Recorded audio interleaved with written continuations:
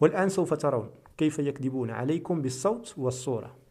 أريد أن آخذكم إلى كتاب الله وصحيح سنة محمد صلى الله عليه وسلم، وأن نكون جميعا على قول النبي: تركت فيكم ما إن تمسكتم به لن تضلوا بعدي أبدا، كتاب الله وسنتي. رواه مالك بلاغا وله شاهد يتقوى به، جامع الأصول 1 277.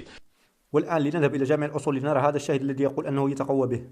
جامع الأصول في أحاديث الرسول الجزء الأول 277 عن مالك بلغه أن رسول الله صلى الله عليه وآله قال: تركت فيكم أمرين لن تضلوا ما تمسكتم بهما، كتاب الله وسنة رسوله. أخرجه الموطأ. في الحاشية يقول بلاغا، لكن يشهد له حديث ابن عباس عند الحاكم المجلد الأول صفحة 93 بسند حسن فيتقوى به. والآن لنذهب إلى المستدرك الحاكم في نفس المجلد والصفحة. المستدرك على الصحيحين الجزء الأول صفحة 93 الحديث عن ابن عباس أن رسول الله صلى الله عليه وآله خطب الناس بحجة الوداع: إني قد تركت فيكم من اعتصمتم به فلن تضلوا أبدا، كتاب الله وسنة نبيه. وهذا الحديث فيه إسماعيل بن أبي أويس، وقد بينت أنه كذاب وكان يضع الحديث، وحتى لو كان ثقة فلا يقبل حديثه خارج البخاري، كما قال ابن حجر العسقلاني في مقدمة كتاب البخاري: فكفاك كذبا وتدليسا يا زغبي. خلاصة المسألة، والله أريدكم أن تتفكروا، اعقلوا معي وتفكروا فيما ذكرت وفيما قلته في حلقات. والآن أترككم مع هذا الفاصل الفكاهي ثم نعود. ثم قال: لاحظوا، تركت فيكم ما إن تمسكتم بهما، كتاب الله والرواية الصحيحة وسنتي. وهناك رواية حتى لا نكذب فيها عترتي وضعفها جمهور أهل الحديث.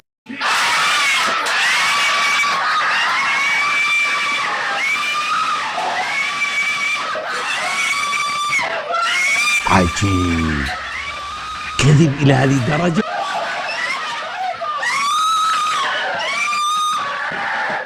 شر البلية ما يضحك. شاهدوا مرة أخرى هذا الطرطور ماذا يقول.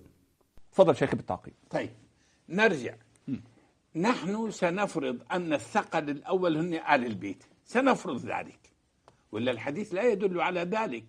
الحديث الصحيح الذي ذكره في مسلم، والحديث الآخر: تركت فيكم ما إن تمسكتم بهما لن تضلوا بعدي، كتاب الله وسنتي.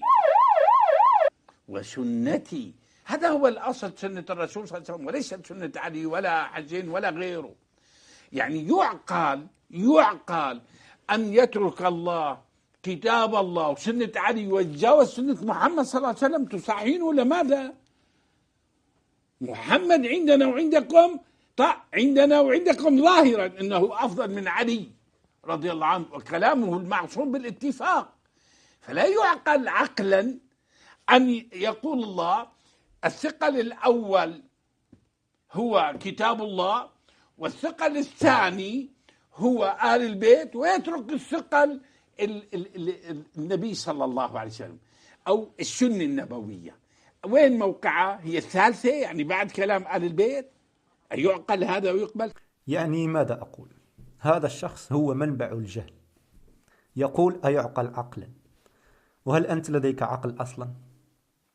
يقول كيف يقول الله الثقل الأول هو كتاب الله والثقل الثاني هو أهل البيت ويترك ثقل النبي؟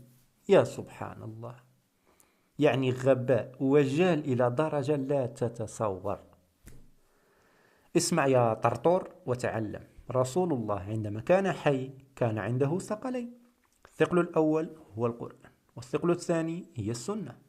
وقبل أن تقتله أمك عائشة لعنة الله عليها قال للصحابة يوشك أن يأتي رسول ربي فأجيب، يعني يا أصحابي أنا سوف أذهب عنكم وأنا سوف أترك فيكم خليفتين أو ثقلين إن تمسكتم أو أخذتم بهما فلن تضلوا من بعدي.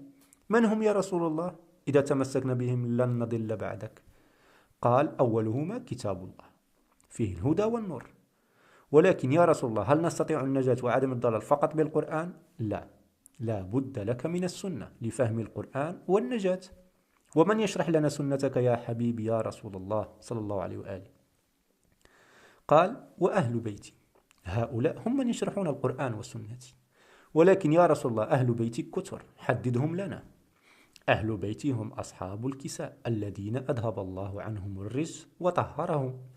إنما يريد الله ليذهب عنكم الرجس أهل البيت ويطهركم تطهيرا. فقط هؤلاء هم من يشرحون سنتي، وأولهم هو من كنت مولاه فهذا علي مولاه. فيا طرطور، الثقل الثاني هي سنة الرسول صلى الله عليه وآله التي نأخذها من أهل بيته وليس من الهرة. عن عبد الله بن عبيد بن عمير عن أم كلثوم عن عائشة رضي الله تعالى عنها قالت: كان النبي صلى الله عليه وآله وسلم يأكل الطعام في 6 من أصحابه، فجاء أعرابي فأكله بلقمتين. الآن نذهب إلى كذاب آخر. عندكم حديث يقول الرسول صلى الله عليه وآله: إني تارك فيكم الثقلين ما أن تمسكتم بهما فلن تضلوا من بعدي. أنتم ما تمسكتم بهم، يعني لو متمسكين به ما صار بكم كتاب الله وعثرته. يقول أنتم ما تمسكين، أنتم لو متمسكين بذني الخطين ما ممكن، لأن إذا صرتوا اللي إذا تمسكتوا بهم اثنين وصار اللي صار بكم راح رسول الله يكذب عليكم، وحاشا رسولكم هكذا يقول أنتم لازم تركتوا واحد منهم أو تركتوا الاثنين. لو تركين القرآن ومتمسكين بالعترة، لو بالعكس لو يعني ما ممكن متمسكين باثنين ويصير بكم اللي يصير ذلك. أما بالنسبة للحديث الذي ذكرته فإن الصحيح هو كتاب الله وسنتي، وعترتي ذكرها بعض أهل العلم على أنها بعض الروايات. طيب نأخذ آخر اتصال ما دام الوقت انتهى. إن الصحيح هو كتاب الله وسنتي، وعترتي ذكرها أهل العلم على أنها بعض الروايات، يعني رواية قديمة لا شيء، مثل حديث وقوع الذبابة في الإناء، يعني تصدي واضح لحديث رسول الله صلى الله عليه وآله. لم يقل حديث ضعيف أو غير صحيح، لسانه عجز عن قول الحق. وهذا المخلوق حاصل على دكتورة في إقصاء أهل البيت وإساءة إلى الرسول عندما قال أن رسول الله كان يبيع الخمر أو يهديه. هذا هو دين هؤلاء القوم، فهنيئا لكم به. شاهدوا الآن معي كذاب يكذب في مدينة رسول الله وفوق منبره ويتقول عليه ويقول قال رسول الله كتاب الله وسنتي، وبعد ذلك يكذب على صحيح مسلم. شاهدوا. كمثل من أسرف ولم يؤمن بآيات ربه ولعذاب الآخرة أشد وأبقى. وقال صلى الله عليه وسلم في خطبته عام حجة الوداع: وإني تارك فيكم ما إن تمسكتم به فلن تضلوا بعدي أبدا، كتاب الله وسنتي. أخرجه الإمام مسلم عن جابر رضي الله عنه. هل مسلم أخرج هذا الحديث يا كذاب؟ بل لم يخرجه أحد من الكتب الستة التي تعتمد عليها. لم يخرجه لا البخاري ولا مسلم ولا النسائي ولا أبي داود ولا الترمذي ولا ابن ماجه، كلهم أعرضوا عن ذكر هذا الحديث ولم يعترفوا به أصلا. فلماذا الكذب؟ فوق منبر رسول الله تكذب. والآن سوف تشاهدون معي متصل من تونس يطلب من شيخ جواب شافيا عن حديث كتاب الله وعترتي لكي يفحم به الشيعة. شاهد ما هي إجابة الشيخ وكيف يتخبط ويلف ويدور ولم يعطيه جوابا شافيا، وبعد ذلك يعرض عن المتصل. ألو، تفضل يا محمد. ألو، تفضل يا محمد. السلام عليكم. عليكم السلام ورحمة الله وبركاته. مسموع صوتي؟ نعم مسموع صوتك، تفضل. يعني نريد أن نسأل الشيخ سعد في الحلقة الفارطة لم يجبنا عن سؤال حديث الثقلين كما يجب، سؤالا يكون شافيا. يعني كيف يقال أن لفظ وأهل بيتي غير معطوفة على القرآن، والنبي يبدأ الحديث بلفظ إني تارك فيكم ثقلين في صحيح مسلم، هذا لفظ مسلم، كيف يقال بعد ذلك أن وأهل بيتي غير معطوفة على القرآن؟ محمد. نعم. تواصل الشيخ معك، هو أخذ هاتفك، تواصل معك على الهاتف؟ لم يكن هناك جواب، نريد جوابا شافيا لهذه المسألة يا أخي. أصبح يعني لم تعجبك إجابة الشيخ سعد الحميد؟ تسمح لي. طيب تسمع إن شاء الله. خلي على الخط.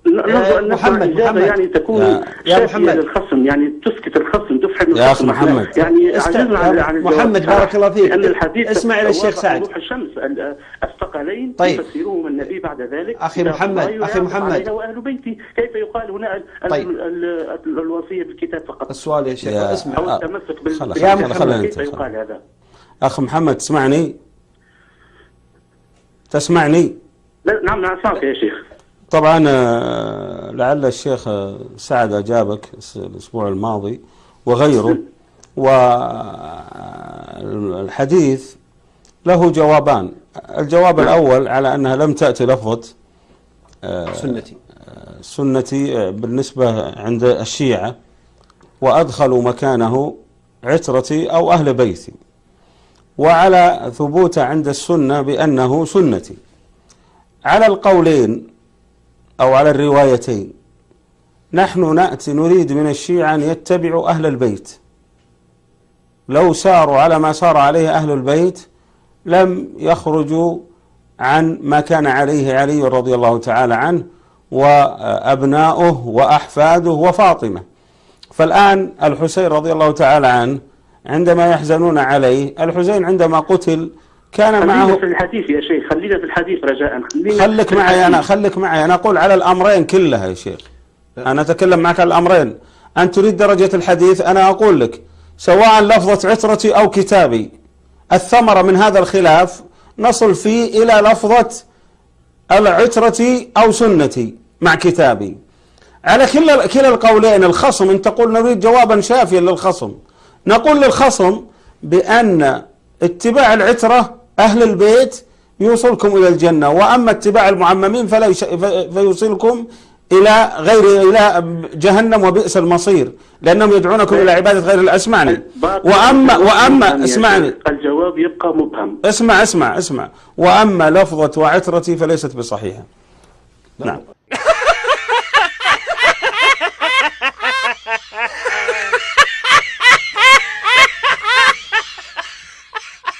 هو يسأل يقول اللفظ أهل بيتي وليس عترتي أو أهل بيتي. وأهل بيتي يقول أنها ليست موجودة في الصحاح. لماذا علماء أهل السنة يكتمون هذا الأمر ويستبدلونها بسنتي؟ فالشيخ سعد أجاب أننا موجودة أيضا في مسند الإمام أحمد وفي المستدرك نريد رواية مسلم، نريد دراسة رواية مسلم متنا وليس سندا، لا نبحث عن السند، نريد متن يا محمد لا نخرج عن متن الحديث إلى التشعب في الكلام. أخي محمد بارك الله فيك، لعل الشيخ أجاب لك إجابة تستطيع أن يعني تعطيها للخصم كما أنت أردت. فهذه هي الإجابة، أن في كلا الحالتين أنك عليهم الاتباع.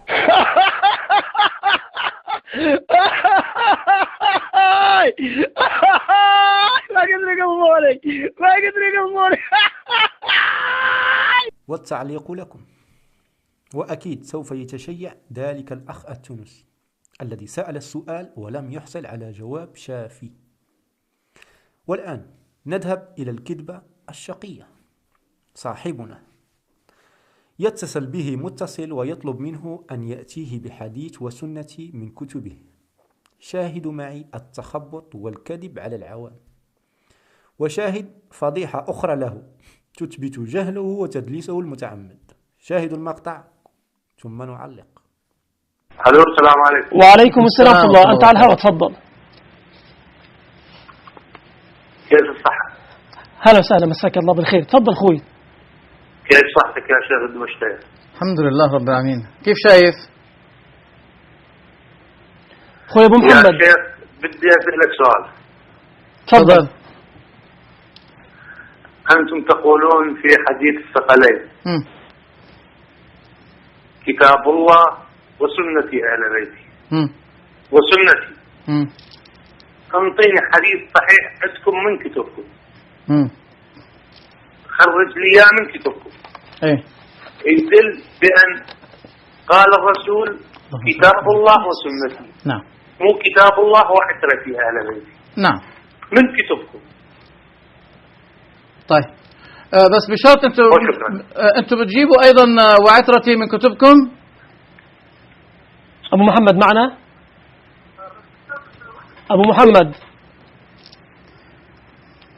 يبدو أنه قطع خط.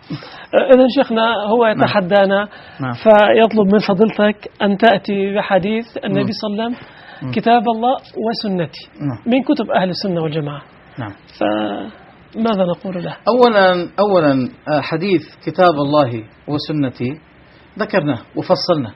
ذكرنا رواية الرواية في الموطأ، نعم، وأنها صحيح أنها مرسلة وأنها من بلاغات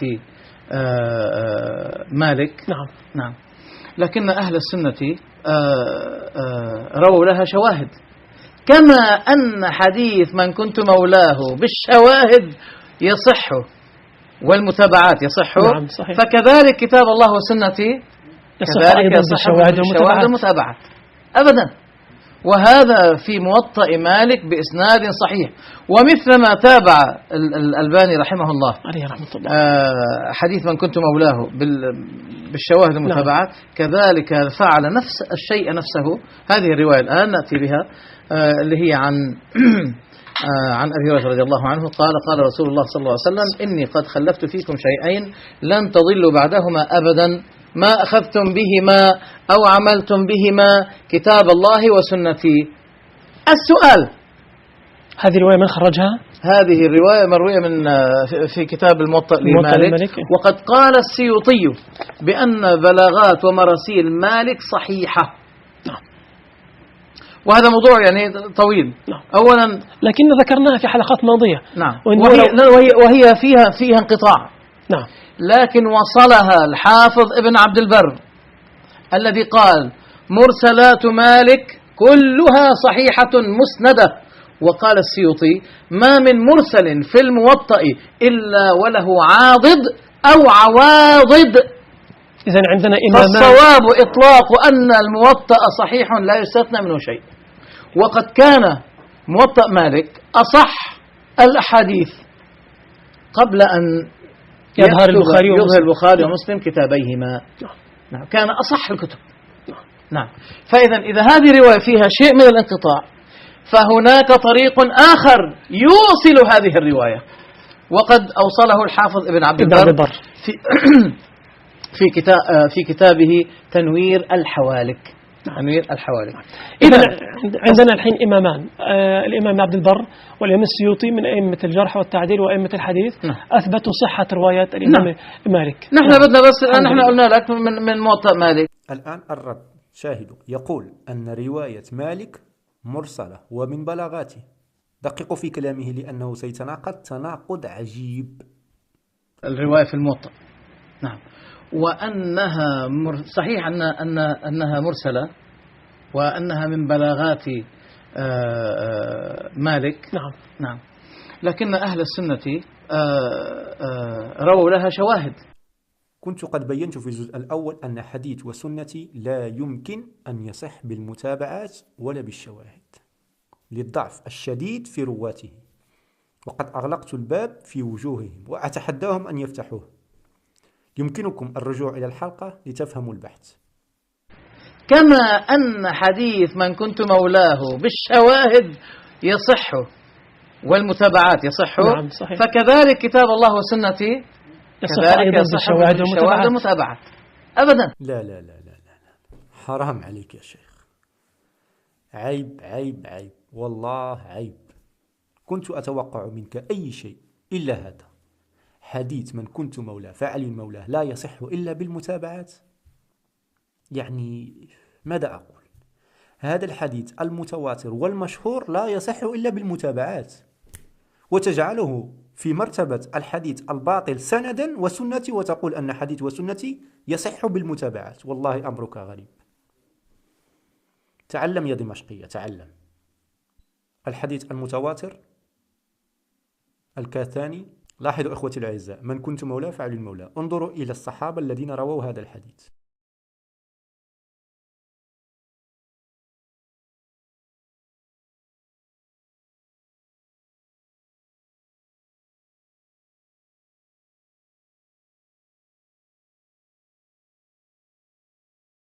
في رواية لأحمد أنه سمعه من النبي صلى الله عليه وآله 30 صحابيا وشهدوا به لعلي أيام خلافته.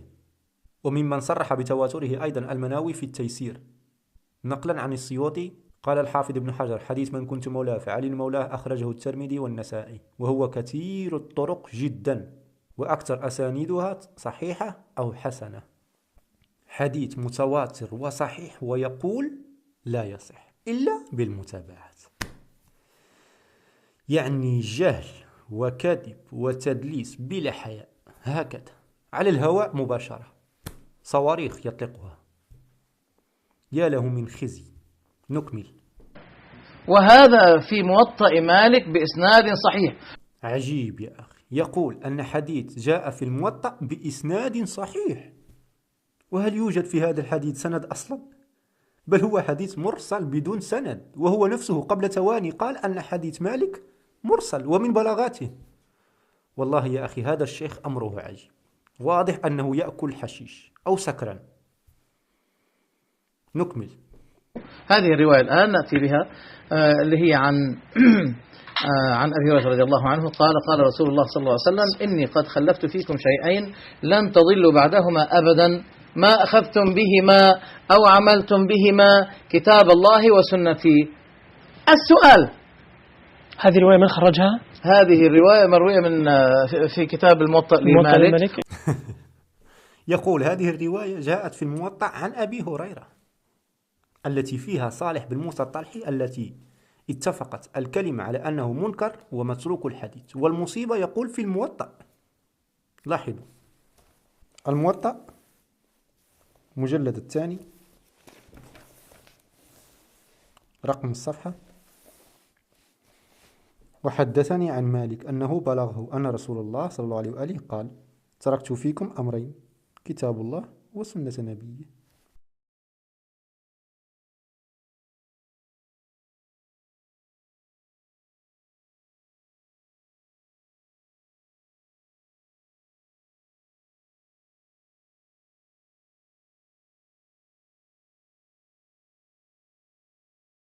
ولا يوجد لا أبو هريرة ولا أبو بقرة. دع عنك المخدرات يا شيخ. نكمل. وقد قال السيوطي بأن بلاغات ومراسيل مالك صحيحة. وهذا موضوع يعني طويل. أولا لكن ذكرناها في حلقات ماضية. نعم. وهي فيها انقطاع. نعم. لكن وصلها الحافظ ابن عبد البر في أول المقطع، يقول أن حديث الذي رواه مالك حديث مرسل ومن بلاغاته، وحاول تصحيحه الألباني بالشواهد. طيب الآن يقول قال السيوطي أن بلاغات ومراسيل مالك كلها صحيحة. عجيب هذا الكلام. وبعد ذلك يقول أن الرواية فيها انقطاع ولكن أوصلها ابن عبد البر. عجيب. أنت قبل ثواني قلت أن السيوطي قال أن بلاغات ومراسيل مالك كلها صحيحة، فلماذا تحتاج إلى طريق آخر لتوصل الرواية كي تصح؟ ألم تقل أن الموطأ كله صحيح؟ ما هذا التناقض والكذب؟ هل حقا كل ما في الموطأ صحيح؟ شاهدوا معي تنوير الحوالك، شرح على موطأ مالك للسيوطي. وقال ابن حزم في كتاب مراتب الديانة: أحصيت ما في الموطأ مالك فوجدت فيه من المسند 500 ونيفا، وفيه 300 ونيفا مرسلا، وفيه نيف 70 حديثا قد ترك مالك نفسه العمل بها، وفيه أحاديث ضعيفة، وهاها جمهور العلماء، فكفاك كذبا يا جاهل. بسبب هذا الحديث سيصبح كل الموطأ صحيح. أما لو كان الموطأ روى فضيلة تثبت حجية الشيعة لأصبح الموطأ أكذب كتاب. هذا دين هؤلاء. شاهدوا معي. نعم. فإذا هذه الرواية فيها شيء من الانقطاع، فهناك طريق آخر يوصل هذه الرواية، وقد أوصله الحافظ ابن عبد البر في كتابه تنوير الحوالك. تنوير الحوالك. الآن لنذهب إلى تنوير الحوالك لنشاهد هذه الأسانيد التي أوصلها ابن عبد البر، رغم أني كنت قد تكلمت بالتفصيل عن الأسانيد التي أوصلها ابن عبد البر. شاهدوا معي تنوير الحوالك، شرح على موطأ مالك للسيوطي. وحدثني عن مالك أنه بلغه أن رسول الله صلى الله عليه وآله قال: تركت فيكم أمرين لن تضلوا ما تمسكتم بهما، كتاب الله وسنة نبيه. مالك أنه بلغه أن رسول الله صلى الله عليه وآله قال: تركت فيكم أمرين، الحديث. وصله ابن عبد البر من حديث كثير بن عبد الله بن عمرو بن عوف عن أبيه عن جده. الموطأ مالك المجلد الثاني رقم الصفحة الحديث. وقال ابن عبد البر: وهذا محفوظ معروف مشهور عن النبي عند أهل العلم شهرة يكاد يستغنى بها عن الإسناد. وروي في ذلك من أخبار الأحاد أحاديث من أحاديث أبي هريرة وعمرو بن عوف. هذه هي الأسانيد التي ذكرها.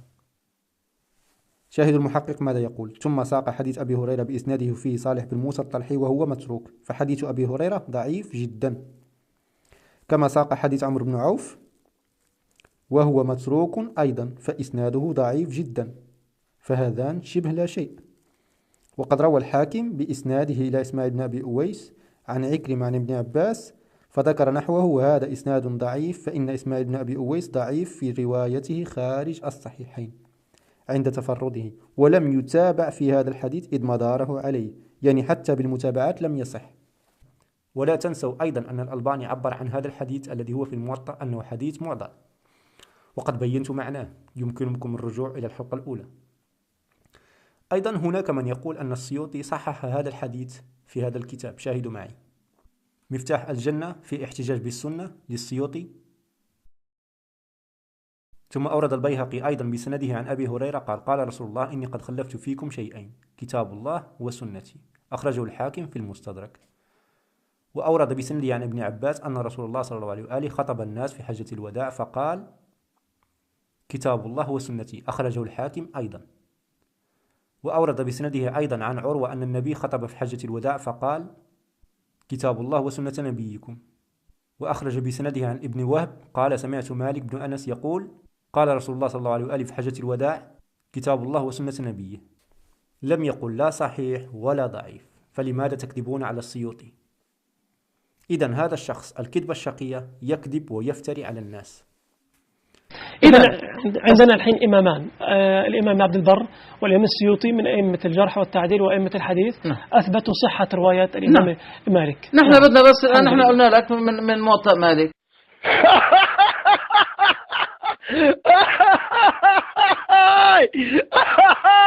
ما قدر يقبولك، ما قدر يقبولك.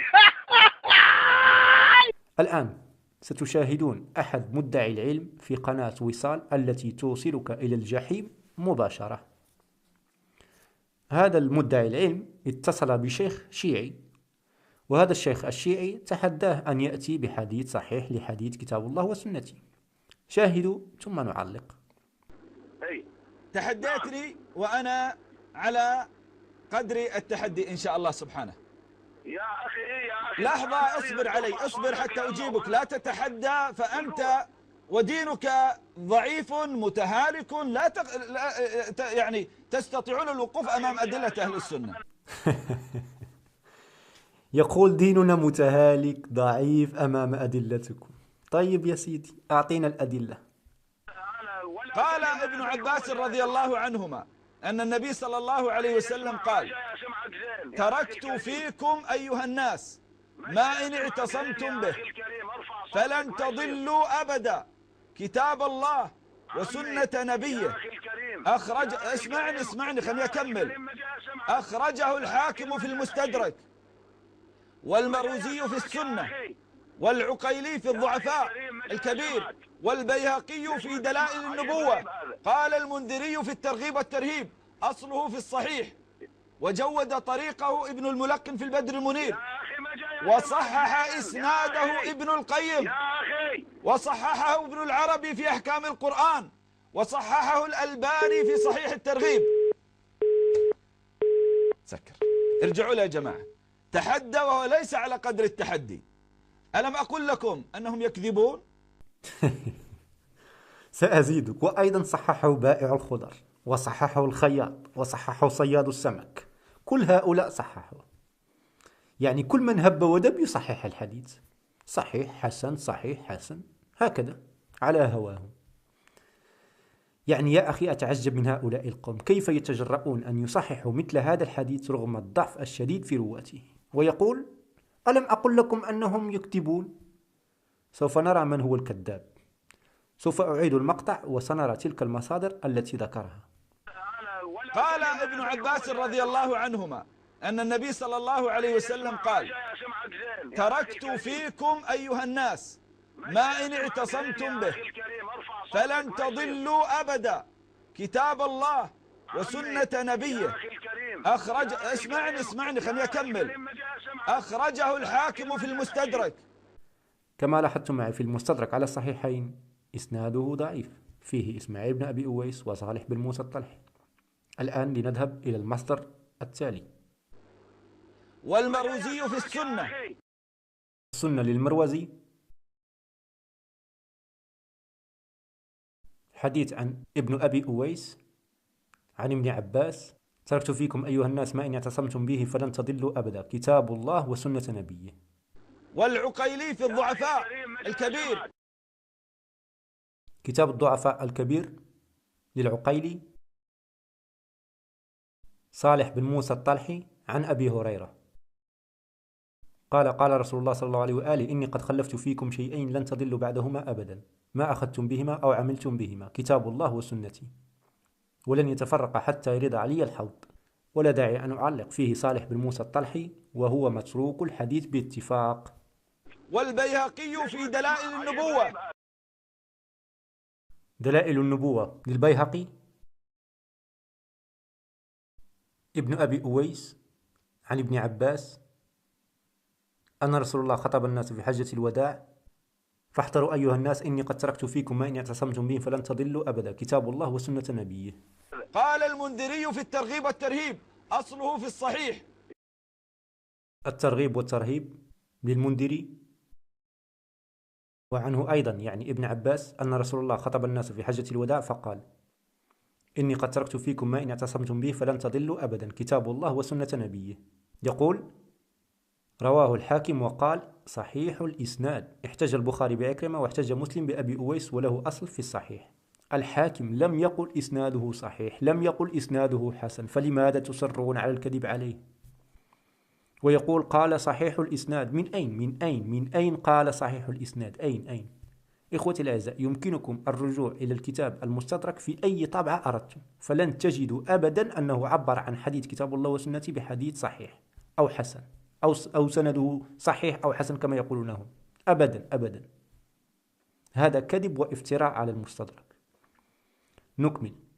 وجود طريقه ابن الملقن في البدر المنير. البدر المنير ابن الملقن مجلد 6، وهذا الحديث ليس فيه كتاب الله وسنتي، فيه فقط إن اعتصمتم به كتاب الله.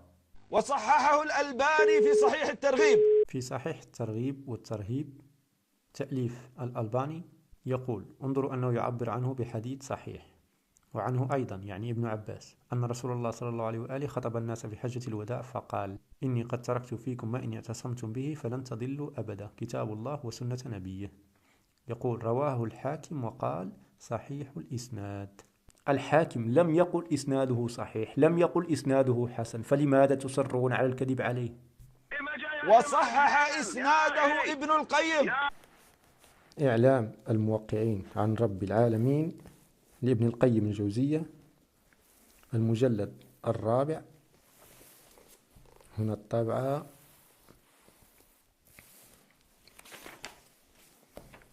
في هذا الكتاب يوجد هذا الحديث، انظروا معي. هذا الحديث يقول: وقال صالح بن موسى عن عبد العزيز بن رفيع عن أبي صالح قال عن أبي هريرة قال: قال رسول الله: إني قد خلفت فيكم كتاب الله وسنتي. انظروا ماذا يقول. يقول هنا: رواه ابن عدي في الكامل، يعني يذكر مصادر الذين رووا هذا الحديث، ويقول في الآخر: كلهم من طريق صالح بن موسى، وهذا إسناد ضعيف جدا. لماذا؟ فيه صالح بن موسى الطلحي، هذا قال ابن معين ليس بشيء ولا يكتب حديثه، قال البخاري منكر الحديث، وقال النسائي متروك، وقال أبو حاتم منكر الحديث جدا عن التقاة، وقال ابن عدي عام ما يرويه لا يتابع عليه أحد. وقد بينت من هو إسماعيل بن أبي أويس وأعيد وأكرر. لاحظوا معي هذا الكتاب الكامل في ضعفاء الرجال للجرجاني، مجلد الأول، إسماعيل بن أبي أويس. سمعت يحيى بن معين يقول ابن أبي أويس وأبوه يسرقان الحديث. سمعت الناظر بن سلم المروزي يقول ابن أبي أويس كذاب، كان يحدث عن مالك بمسائل عبد الله بن وهب. وقال النسائي إسماعيل بن أبي أويس ضعيف. الحديث الذي نصه تركت فيكم أمرين لن تضلوا ما تمسكتم بهما كتاب الله وسنة نبيه. قال ابن عبد البر محفوظ معروف مشهور عن النبي صلى الله عليه وسلم عند أهل العلم شهرة يكاد يستغنى بها عن الإسناد. يتحدى دين متهالك ضعيف. الموطأ مالك المجلد الثاني رقم الصفحة الحديث. وقال ابن عبد البر وهذا محفوظ معروف مشهور عن النبي عند أهل العلم شهرة يكاد يستغنى بها عن الإسناد. وروي في ذلك من أخبار الأحاد أحاديث من أحاديث أبي هريرة وعمرو بن عوف. هذه هي الأسانيد التي ذكرها. شاهد المحقق ماذا يقول؟ ثم ساق حديث أبي هريرة بإسناده فيه صالح بن موسى الطلحي وهو متروك، فحديث أبي هريرة ضعيف جدا. كما ساق حديث عمرو بن عوف وهو متروك أيضا فإسناده ضعيف جدا، فهذان شبه لا شيء. وقد روى الحاكم بإسناده إلى إسماعيل بن أبي أويس عن عكرمة عن ابن عباس فذكر نحوه وهذا إسناد ضعيف، فإن إسماعيل بن أبي أويس ضعيف في روايته خارج الصحيحين عند تفرده، ولم يتابع في هذا الحديث إذ مداره عليه، يعني حتى بالمتابعات لم يصح. الآن هذا الكذاب سوف يعيد الاتصال بالشيخ الشيعي، ولكن هذه المرة الشيخ الشيعي سوف يعطيه ضربة قاضية. سوف يطلب منه أن يذكر له أسانيد حديث وسنتي، ومباشرة ذلك الكذاب سيبدأ بالمقاطعة لكي لا ينفضح. والله لن يستطيع ذكر أسانيد لأن كل رواة حديث وسنتي منهم كذاب وضاع متروك منكر الحديث، وبعد كل هذا يصححونه على هواه. تبا لكم. نحن بيننا وبينكم رجال السند، كيف يعقل أن يصحح حديث بهذه الأسانيد الساقطة ثم يقولون صححه فلان وعلان؟ لا اعتبار لتصحيحكم، وهذا مخالف لعلم الجرح والتعديل، وإلا لا يبقى في الدين شيئا. هذه قائمة رجال السند، ويمكنكم مشاهدة الجزء الأول لكثير من التفصيل. طيب يا شيخ محمد. ألو. لا تغلق، استمع لي وفقك الله. يا أخي صوتك مو واضح، ما جاي أسمعك يا أخي الكريم. أنت عندك مشكلة بالصوت، أنا ما جاي أسمعك، شلون أقدر أجاوبك إذا ما جاي أسمعك؟ طيب هل سمعت الذين صححوا الحديث؟ اسمعني. هل سمعت التصحيح المنذري وابن العربي والألباني وابن القيم وابن الملقن يصححون؟ كيف تقول بإجماع أهل السنة وتحداك تعطيني حديث صحيح؟ هذا كلام افتراء. هذا كلام افتراء. اذكر السند، اذكر رجال السند حديث والسنة. تفضل يلا. أنت تحديت قبل قليل تحدي وقلت أتحداك تأتيني بواحد صححه. الأسانيد الأربعة، أما قلت لك أنا مو جاهل. هناك 4 أسانيد لحديث اصبر. أنت لست من أهل الإسناد أصلا حتى تدرس الأسانيد، مع احترامي لك. هناك 4 أسانيد لحديث كتاب الله. لماذا تقول يا شيخ محمد؟ وقف شوية. مو كيف يصحح.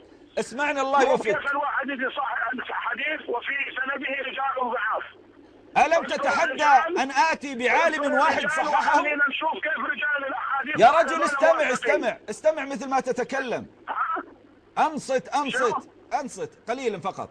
ما جاء أسمعك زين. على كل حال اسمع أخي، تحديت ورددت لك التحدي، الآن مطلوب منك وفقك الله. أولا اسمع، خليني أقول لك كلام، خليني دوري يجي. خليني أقول كلمة. أولا الحديث والسنة عندنا ضعيف. اثنين عندكم ومن أنتم حتى يكون لكم عنده. خليني أكمل بس أخي حبيبي، خليني أكمل. تفضل. لو فرضنا أن حديث والسنة ضعيف، هذا لا يمنع من صحة حديث رسول الله الثاني الذي يقول وعترتي أهل بيتي، وبالجمع بين الحديثين أقول تعرف بالأصول عند الفقهاء والعلماء هناك عام وخاص ومطلق ومقيد، فيقال أن السنة التي تركها النبي في الأمة إنما تركها النبي لتؤخذ عن العترة بدلالة حديث وعترة أهل بيتي. ممتاز. بين الحديثين فيطلع السنة التي تأتي بها عترتي. خوش. سترون أحد الكهنة وهو يذكر حديث الثقلين الذي جاء في صحيح مسلم، وانظروا إلى شرحه السقيم للحديث وكيف أقصى الثقل الثاني الذي هو أهل البيت وجعل مكانه السنة، وقال أن القسمة أصبحت 2 لا ثالث لهما، يعني نفس المنهج. شاهدوا معي.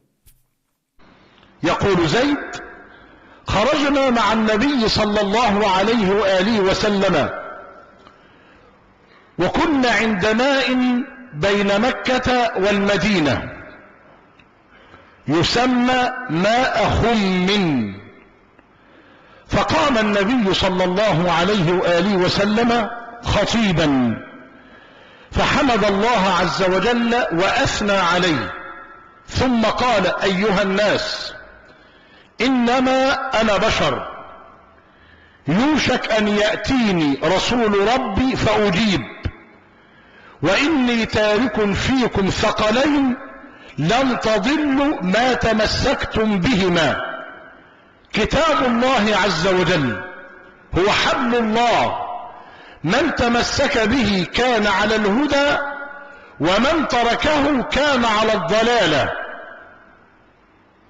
وأذكركم الله في أهل بيتي 3 مرات.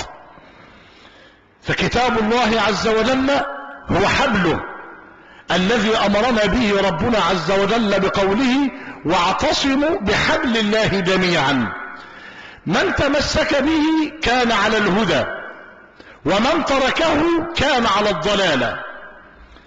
أصبح القسمة 2 لا ثالث لهما، إما أن نتمسك بالكتاب فنكون على الهدى، وإما إن تركناه سنكون على الضلالة. مهما تمسكنا بأي شيء غير الكتاب سنكون على الضلالة.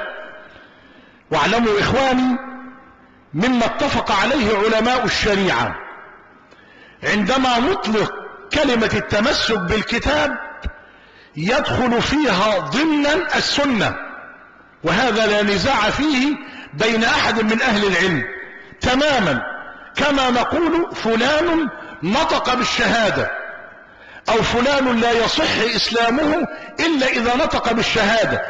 ماذا نعني بالشهادة؟ أشهد أن لا إله إلا الله وأن محمدا رسول الله صلى الله عليه وسلم. فحينما يقول نبينا صلى الله عليه وآله وسلم: تركت فيكم ثقلين لن تضلوا ما تمسكتم بهما، كتاب الله عز وجل هو حبل الله، من تمسك به كان على الهدى ومن تركه كان على الضلالة، نعني بذلك كتاب الله عز وجل وسنة النبي صلى الله عليه وآله وسلم. فكل من تمسك بالكتاب فهو على الهدى، وكل من تمسك بغير الكتاب فهو على الضلالة. عجيب يا أخي، ألا يوجد فيكم رجل رشيد؟ رسول الله قال: كتاب الله وعترتي، وهم يقولون: لا يا رسول الله، أنت مخطئ، الثقلين هم كتاب والسنة. أما كان رسول الله من البلاغة أن يقول: تركت فيكم الثقلين كتاب الله ويتضمن السنة وعترة أهل بيتي؟ ما هذا الشرح السقيم الذي تشرحونه به هذا الحديث؟ وما هذا الإقصاء لأهل البيت؟ ماذا أقول لكم صراحة؟ فاستخف قومه فأطاعوه. هل يوجد عاقل يقول هذا الكلام؟ رسول الله يقول: تركت فيكم الثقلين، ثقلين يا عباد الله، ويقول أولهما كتاب الله، والثقل الثاني عترة أهل بيتي. وهذا يقول عكس ما قال رسول الله. وليس فقط هذا، بل لا يعطي قيمة أصلا لأهل البيت، وكأنهم لا شيء، ولم يذكرهم التاريخ أصلا. والله ما أدري ماذا أقول لكم. لهذا السبب إخواني أقول لكم أن دين هؤلاء القوم مبني على الكذب وتزوير الحقائق. يا أخي، إذا كان الثقل الثاني فقط محبة أهل البيت، فلماذا رسول الله عبر عنهم بالثقل وجعلهم عد القرآن، وربط بعدم الضلال بالقرآن والعترة، قال لن تضلوا بعدي. يا عباد الله، كيف أشرحها لكم وهي مشروحة وواضحة؟ والله العظيم إن أتيت بشخص غير مسلم وأعطيته هذا الحديث ليقرأه، والله العظيم لفهمه مثل شرب الماء. أنا أول مرة قرأت هذا الحديث فهمته كما هو، لم أأتي لا بلسان عرب ولا بمعجم ولا أهل لغة ولا أي شيء. رسول الله لم يكن يتحدث بلغة غريبة، كلامه واضح جدا. إخوتي، إن السنة هي الطريق إلى الله، وأهل البيت هم الرفيق في تلك الطريق، وبدون رفيق قد تضيع في الطريق. قسما بالله يا إخوان، قسما بالله العلي العظيم، لو كان رسول الله صلى الله عليه وآله قال تركت فيكم الثقلين كتاب الله وأصحابي، والله ثم والله لطاروا بها وعضوا عليها بأسنانهم وقالوا انظروا رسول الله قال الثقلين كتاب الله وأصحابي. فكيف يا رافضة يا مجوس تطعنون في الصحابة رضي الله عنهم جميعا؟ يقولون الثقل الأول يعني القرآن، والثاني الصحابة. وأيضا لو كان رسول الله صلى الله عليه وآله قال من كنت مولاه فهذا أبو بكر مولاه، حدث ولا حرج، لكانوا طاروا بها إلى كوكب زحل، ومن هناك يصيحون إن أبا بكر هو المولى والخليفة، وأن كلمة مولى لا تعني المحبة، فقط فقط فقط تعني الخلافة. تبا لكم. اسمعوا مرة أخرى هذا البابا نويل ماذا يقول ودققوا في كلامه. فحينما يقول نبينا صلى الله عليه وآله وسلم تركت فيكم ثقلين لن تضلوا ما تمسكتم بهما كتاب الله عز وجل هو حبل الله، من تمسك به كان على الهدى ومن تركه كان على الضلالة، نعني بذلك كتاب الله عز وجل وسنة النبي صلى الله عليه وآله وسلم. فكل من تمسك بالكتاب فهو على الهدى، وكل من تمسك بغير الكتاب فهو على الضلالة. لا حول ولا قوة إلا بالله. هؤلاء لا يستحون، كيف يحرفون كلام رسول الله؟ أعوذ بالله منكم. يقول قال رسول الله تركت فيكم الثقلين يعني اثنين، كتاب وعترة، لن تضلوا ما تمسكتم بهما أيضا اثنين، كتاب وعترة. وبعد ذلك بقدرة قادر الثقلين كتاب وعترة يصبح ثقل واحد وهو القرآن، وهذا الثقل الواحد يذهب إلى المستعجلات ويلد ثقل آخر وهو السنة. يا له من تفسير وعبقرية، لو جاء ألبرت أينشتاين لسجد لكم. والمصيبة أنه يقول ونعني بذلك الكتاب والسنة، لم يقل عنا رسول الله بذلك الكتاب والسنة، لا يقول نعني. إذن القضية أصبحت بالهوى وبنعني وبما تميل إليه النفس. شاهدوا هذا المخلوق الفضائي ماذا يقول. هل الصحيح هو حديث كتاب الله وسنتي أو كتاب الله وعترتي، علما أن الحديثين صحيحان؟ طيب إذا الحديثين صحيحان حققوا هل الصحيح هو حديث كذا حديث كذا؟ والله الذي تميل إليه النفس أن الحديثين ضعيفان. يعني حديث كتاب الله وسنتي تركت فيكم ما إن تمسكتم به لن تضلوا بعدي أبدا، كتاب الله وسنتي ضعيف. وحديث تركت فيكم ما إن تمسكتم به لن تضلوا بعدي أبدا، كتاب الله وعترتي أيضا ضعيف. لا هذا ثابت ولا هذا ثابت أبدا.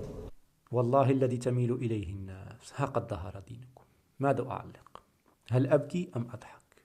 هذا هو دينكم بما تميل إليه النفس، بما يميل إليه السلطان يا علماء السلاطين. هؤلاء أصحاب أهواء يأخذون ما يناسب أهواءهم. الحديث الذي لا يعجبهم يضعفونه بشتى الطرق، والحديث الذي يعجبهم يصححونه ولو كان يخالف كتاب الله. شاهدوا كتبهم ماذا تقول. تنقيح التحقيق في أحاديث التعليق، المقدسي.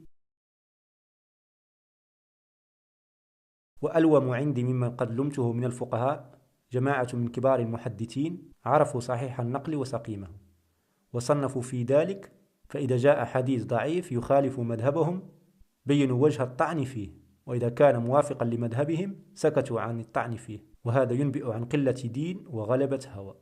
وقد ضعف الحافظ أبو الفرج جماعة في موضع لما كان الحديث يخالف مذهبه، ثم احتج بهم في موضع آخر لما كان يوافق مذهبه. في كتاب التنكيل اليماني: ومن تأمل حال كثير من علماء المذاهب رأى أن كثيرا منهم قد تكون حالهم عند التحقيق شرا من حال أصبغ، يعني الكذاب، وذلك أنهم يظهرون التدين بقبول الحديث وتعظيم الصحيحين. ويزيد بعضهم حتى من أهل عصرنا هذا فيقول إن الحديث إذا كان في الصحيحين أو أحدهما فهو مقطوع بصحته، فإذا جاءوا إلى حديث مخالف لمذهبهم حرفوه أقبح تحريف. فتبا لكم وتبا لدينكم وتبا لعمر الذي ضيعته في اتباعكم. كم أشفق عليك يا عزيزي المشاهد الذي تتبع هؤلاء القوم. اللهم صل على محمد وآل محمد.